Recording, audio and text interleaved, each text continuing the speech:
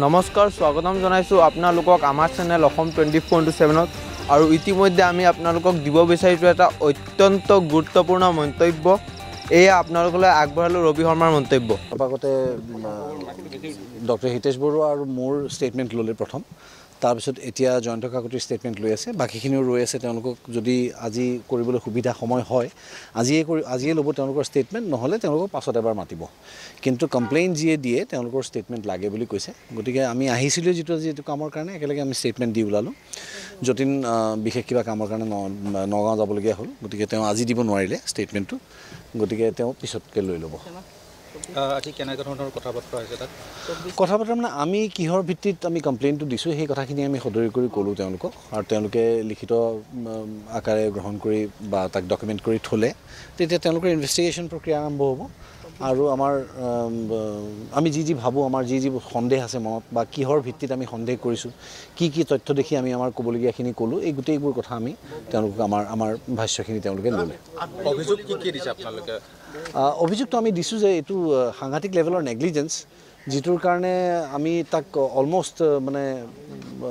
হেৰি বুলিয়ে ক'ম মানে আমাৰ দৃষ্টিতো তেওঁলোকেই হত্যা কৰা বুলিয়ে কৈছোঁ আমি গতিকে আজি তেওঁলোকৰ যিটো নেগলিজেঞ্চ কাৰণ এজন মানুহে যেতিয়া অসুস্থ বুলি জানে আৰু তেওঁ মেনেজাৰ আটাইতকৈ নিকটতম যিজন মানুহ নিজৰ পৰিবাৰতকৈও জুবিনৰ ওচৰত আটাইতকৈ বেছি যিজন মানুহ থাকে তেওঁ জুবিনৰ প্ৰত্যেকটা চিজাৰৰ কথা গম পায় প্ৰত্যেকটা ঘটনা গম পায় তাৰ পাছত মেডিকেশ্যনৰ দায়িত্ব তেওঁৰ হাতত থাকে আমি বিভিন্ন সূত্ৰৰ পৰা শুনিবলৈ পাইছোঁ যে আজি দুদিন ধৰি জুবিন গাৰ্গে মেডিকেশ্যনো লোৱা নাছিলে মেডিকেশ্যন লোৱা নাই তেনেস্থলত যদি এজন এপিলেপ্টিক চিজাৰ থকা মানুহক যদি সাগৰলৈ লৈ গৈ যিকোনো কাৰণতেই নহওক যদি লাইফ জেকেট নোহোৱাকৈ তেওঁক পানীত নামিবলৈ দিয়া হৈছে সেইটো এটা সাংঘাতিক ডাঙৰ গাফিলতি সাংঘাতিক ডাঙৰ অপৰাধ আমাৰ দৃষ্টিত সি অক্ষমনীয় আৰু জুবিন গাৰ্গ এনেকুৱা এজন সম্পদ আমাৰ অসমৰ তেওঁক আমি ইয়াত অসমত যেতিয়া ৰাখোঁ তেওঁ নিজ মাতৃভূমিত তেওঁ নিজৰ ভাই ককাইৰ মাজত যেতিয়া থাকে তাতেই আমি তেওঁক বাউন্সাৰেৰে বেৰি কৰি ধৰি ৰাখোঁ গতিকে সাগৰত নি পেলাই এনেকৈ তহলিবলৈ এৰি দিয়াটো অকলে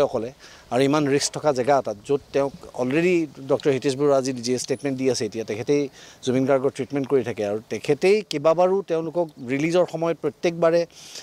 গৰিমাকে আমাৰ সিদ্ধাৰ্থকে একেলগে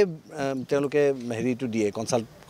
কৰি পেলাই ব্ৰিফিংটো দিয়ে যে জুবিন গাৰ্গক কোনো কাৰণত আমি তেওঁক বহুত বছৰ জীয়াই ৰাখিব পাৰিম আমি কোনো কাৰণত তেওঁক খালি পানী আৰু জুইৰ পৰা দূৰত ৰাখিব লাগিব সেই কথাষাৰ কোৱাৰ পাছত জুবিন গাৰ্গক নি তেওঁৰ জীৱনটোক লৈ হেতালি খেলাৰ কথাটো অসমৰ মানুহৰ বাবে এই অক্ষমনীয় অপৰাধ গতিকে তাৰ উচিত বিচাৰ হওক আৰু শ্যামকানু মহন্তৰ বিষয়ে মই যিখিনি জানো মই ক'লোঁ যে তেওঁ ইয়াৰ পৰা যিহেতু এজন অৰ্গেনাইজাৰ ইয়াৰ পৰা লৈ গৈছিলে তেওঁলোকক তেওঁৰ সম্পূৰ্ণ দায়িত্ব আটাইতকৈ ডাঙৰ ছাতিটো আচলতে তেওঁ হ'ব লাগিছিলে যে জুবিন গাৰ্গ ক'লৈ গৈছে কেতিয়া গৈছে কাৰণ তেওঁ পিছদিনাখন তেওঁলোকৰ প্ৰগ্ৰেম আছিল বুলি কোৱা আগদিনা কি ছিংগাৰজন হয় নহয় যিজন মূল আকৰ্ষণ গোটেই এনি ফেষ্টিভেলটোৰ সেই মানুহজন ক'ত আছে কি কৰি আছে কেনেকৈ আছে কাৰ তত্ত্বাৱধানত আছে কোনে তেওঁক গাৰ্ড দি আছে এই আটাইবোৰ কথা শ্যামকানু মহন্তই ডেফিনেটলি কেয়াৰ ল'ব লাগিছিল সেইটো নলৈ তেওঁ যিটো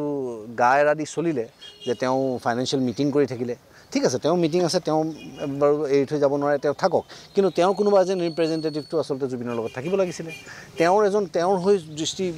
চকু ৰাখি থোৱা মানুহ এজনটো তেওঁ এপইণ্ট কৰিব লাগিছিলে সেইটো নকৰিলে তাত সাগৰৰ মাজত তেওঁলোকে এজন যিখিনি প্ৰবাহী অসমীয়া যিখিনি আছে তাতে তেওঁলোকে এছ'চিয়েশ্যনৰ গৰাকীজন গৈছে তেওঁলোকে জানে জুবিন গাৰ্গৰ চিজাৰ সেইটো প্ৰত্যেকটা কথা প্ৰত্যেক মিডিয়া তেনেস্থলত তেওঁলোকে উইদাউট এনি মেডিকেল পাৰ্চনেল কোনো ধৰণৰ মেডিকেল পাৰ্চনেল এজন লগত নিনিয়াকৈ কি সাহত তেওঁলোকে তেওঁক সাগৰৰ মাজলৈ লৈ গ'ল সেই কথাটো মই বুজি নাপালোঁ সেইটো কথাও মই কৈছোঁ আৰু যিটো এজেঞ্চিয়ে বা প্ৰাইভেট কোম্পানীয়ে য়টখন ভাড়াত দিছিলে তেওঁলোকৰো এটা কম্পালশ্যন থাকিব লাগিছিলে যে এখন ৱেইভাৰ চাইন কৰিব লাগে সদায় এনেকুৱা ধৰণৰ ৰিস্কি জেগালৈ গ'লে যে তেওঁৰ হেল্থ কণ্ডিশ্যন কেনেকুৱা তেওঁৰ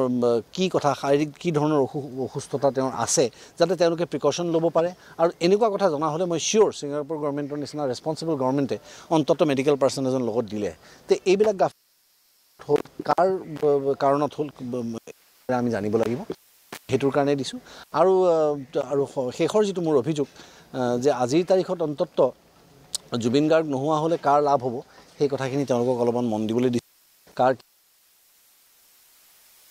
হ'ব পাৰে সেই কথা মন দিবলৈ দিছোঁ আৰু শেষত আমাৰ অসমীয়া স্বাভিমানক বুঢ়া আঙুলি দেখুৱাই আমাৰ গালত যিটো প্ৰচণ্ড স্বৰ সদোৱা হ'ল শ্যামকানু মহন্তৰ দ্বাৰা যে জুবিন গাৰ্গ নোহোৱা হোৱাৰ পাছতো মুখ্য আকৰ্ষণ বুলি কৈ ইয়াৰ পৰা নিয়াৰ পাছতো জুবিন গাৰ্গৰ পোষ্টাৰ তাত লগাই থোৱাৰ পাছতো জুবিন গাৰ্গৰ বিয়োগৰ পাছত যে তেওঁ ফেষ্টিভেলটো অন্য এটা নামেৰে যে তেওঁ কণ্টিনিউ কৰিলে সেইটো অতি লজ্জাজনক আৰু সমগ্ৰ বিশ্বৰ আগত তেওঁ আমাৰ জুবিন গাৰ্গৰ যিটো ভেলিউ সেই ভেলিউটো নৈ কৰিলে আৰু সেইটোৰ কাৰণে মই তেওঁক তীব্ৰ গৰিহণা দিছোঁ আৰু মই তেওঁলোকক এইটো জাতিদ্ৰোহ বুলি মই আখ্যা দিছোঁ আৰু